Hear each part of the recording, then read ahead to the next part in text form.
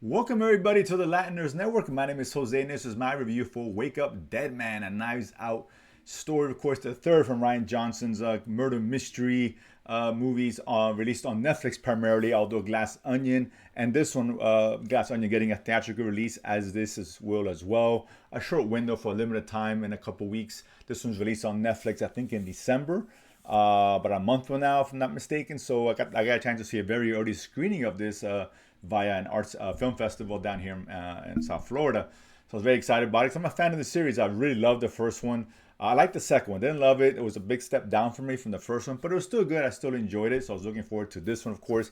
Daniel Craig returning, reprising his role as Benoit Blanc, who was a world famous detective who's bringing his prowess, detective prowess, if you will, bringing his talents down to a small town, his powers of observation and deduction second to none here as he tries to solve another murder. Of course, this one, the murder of a priest from a small town played by Josh Brolin, who's not exactly very well liked priest, but he has his ways. That's for sure. He's an interesting character, but of course he does have a very small contingent that really supports him. And here he's brought over to solve his murder because of a new priest, which was sent to kind of assist Josh Brolin, who had some prior issues, and he's trying to kind of start over in the priesthood. He's a young kid, played by Josh O'Connor, who's very good in the film, by the way. He kind of stole the show, to be honest with you. So now he works together with Detective Blanc to try to solve the mystery, and we're introduced to about rare characters and what is a great cast. Jamie Renner's in this, Glenn Close, Mila Kunis is in this, Jeffrey Wright for a little bit is in this one as well, Thomas Hayden Church, Andrew Scott. So it's got a big cast here and all have big roles to play, and they all brought their A game. Glenn Close is great. I love Josh Brolin, of course. O'Connor, as I mentioned before, and Daniel Craig is as solid as he can be in this role.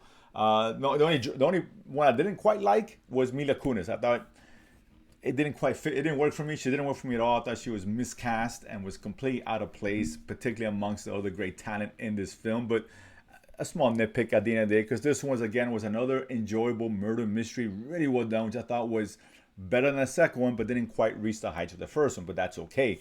I really enjoyed this one here. This one, obviously, much darker, a little more gothic kind of look to it in tone, and that was what I like about the series. That all three movies, although they're the same world, murder mystery, same detective, feel a little bit different. The second was a little more colorful, more out there.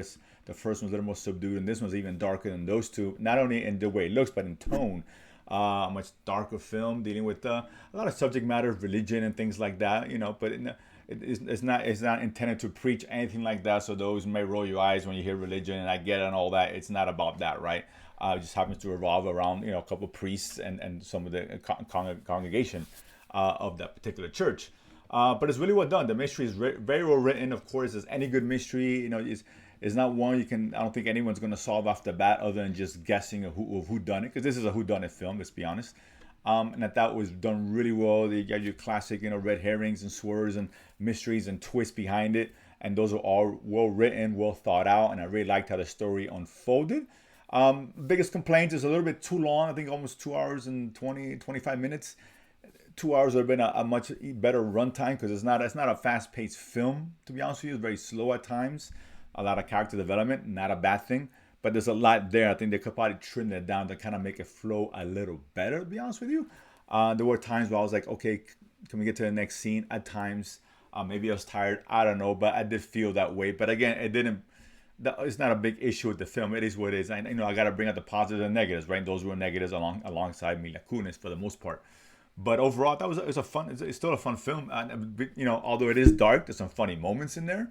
Ryan Johnson does sprinkle a lot of moments of levity, which is really good to kind of break that tension. So I thought that worked out really well. And like I said, I really thoroughly enjoyed it. I think if you're a fan of the series, you're definitely going to be a fan of this one. If it's just playing where you live at, it's definitely maybe worth you guys go checking it out. Of course, it's on Netflix. If you have Netflix, it's free. As far as it won't cost you money to go watch it. You should definitely watch it at home, particularly during the holidays. Again, it's a well-made, well-constructed mystery with some really good performances. So no real big complaints from me aside from the one performance and, of course, the length of the film. But overall, Very enjoyable. You definitely watch it. Make it a point to watch in the theaters or at home for sure, whichever, whatever floats your boat at that point. So you guys are gonna watch it. If you do, comment below, let me know what you guys thought. And of course, if you haven't done so already, subscribe below and feed money to go to the movies and talk about it afterwards. See you guys next time.